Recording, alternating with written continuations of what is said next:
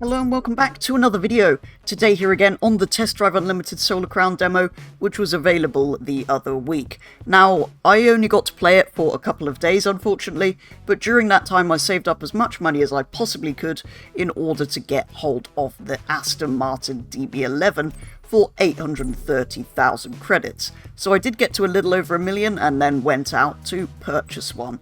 It's in G-Class at 547 from Standard, produces 600 horsepower and 700 Nm of torque, and weighs 1,870 kilos. It's available in the perfect number of colours. There are 13 options, my favourite actually being cobalt blue, of what's available here at least, so I went for that, and paired it with a lovely blue and cream interior, as well as some diamond cut kind of two-tone wheels. So this is my collection at the moment.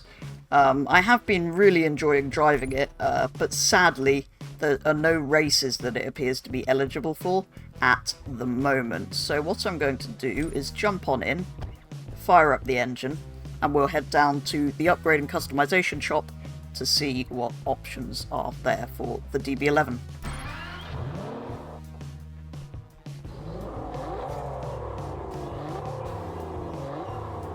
As with all of the cars in this game, it does sound particularly good.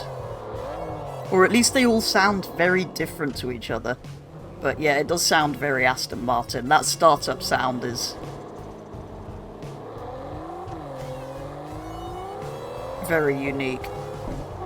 It appears to have broken the waypoints again though, which is a shame. I've set my route to the Happy Valley workshop, which I've not actually visited before. We're gonna have to guess, I think.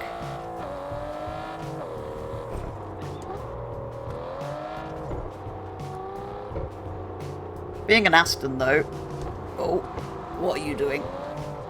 Being an Aston though, it also has a beautiful interior of course, although all of the computer systems and everything are 10-year-older Mercedes, but there we go. So, in terms of performance, I'll quickly take you through it in case you haven't seen the workshop before, but I'm sure most of you probably have by this point. So, we have engine upgrade options, we have intake and fuel.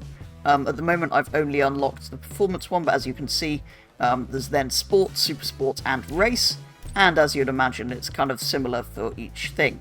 Although, yeah, it's kind of split into categories rather than changing every part, so you can upgrade the ignition valves and cams. So again, performance, sport, super sport and race, but these aren't unlockable. The demo is capped to level 16, so nobody should have got higher than performance unlocked during this. But that gives you an idea of how everything works. Again, we have performance. Brakes, suspension's a bit different because it depends what you're going to do with the car, so I suppose track would be what you'd end up with eventually if you're going to use it for road use. That makes sense. Same with gears, you have short, versatile or long, so it kind of, again, depends what you're going to use it for. Long for top speed, I guess, and short for racing. You also have chassis reinforcement, but I don't think it changes visually. I don't think a roll cage appears inside, which is kind of nice, but slightly unrealistic, I suppose. Tyres, you can go all season, so semi-slick if you're going to use it on road, or slick. Some cars do have off-road as well. Then we have the ECU. So I think I might as well just put all the performance parts on and then see what it's like, I suppose. Tyres, there aren't any options for, as long as I don't run out of credits. So, with all the upgrades installed, I'm down to 18,396, which was possibly a bit stupid because I'm not sure how much time I'm going to have to drive this car after this. Anyway, let's move on to the cosmetic options, which I believe will be wheels, so we can change it to any of the 4 manufacturer ones, or add some aftermarket wheels. But on this, I don't think anything's going to look better than the factory ones, so I'm going to leave the poor old DB11 alone, I think. On my other vehicles, I've gone for 40%. I feel like that's about right. Maybe 50. I don't like really dark windows, So I think I'm again going to go for the 40 on this one. And the other option that we have here is for interior. You can change it to any of the other options from the dealership. But obviously I've only just spec'd it, so there's no point doing that. Livery is livery, and well, actually this is the first time I've gone into livery. So you have all the manufacturer colours here, and you can paint it in carbon fibre, chrome if you want a gold DB11 for whatever reason, matte, which might look quite good in black I suppose, but again not on this car, metallic, pearlescent is probably, these metallic and pearlescent are probably the ones I'll end up using quite a bit once the game's out and I start properly modifying cars. I'm just noticing how terrible the wheel fitment is on this. I don't think that's realistic. Then of course we have satin and solid, which is like gloss, which is usually the first tab in most games, but I guess these will be more popular. You can make some very nice metallic colours here actually. Pearl green.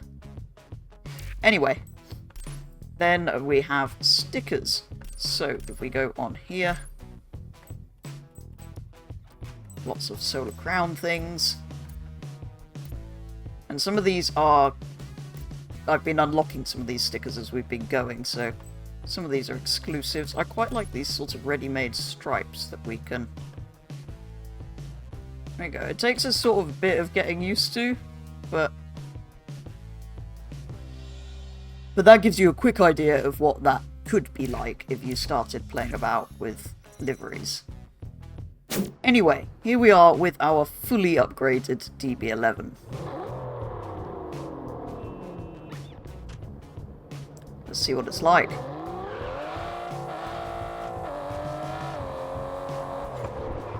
The gears are quite significantly shorter if you put them on short. Who would have guessed? But yeah, it definitely has too much power for me to control. Should probably have my lights on, really, shouldn't I? I think I've ruined it. It was a far more enjoyable and civilized Grand Touring experience before, which is kind of what this car's for. But anyway.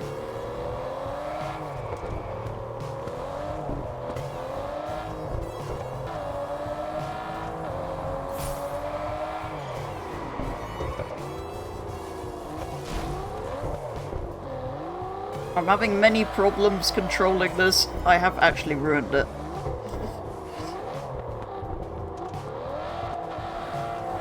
It's not as if I needed the extra go for any races, because it's not eligible for anything, so I should have left it alone. It was a lovely Grand Touring vehicle.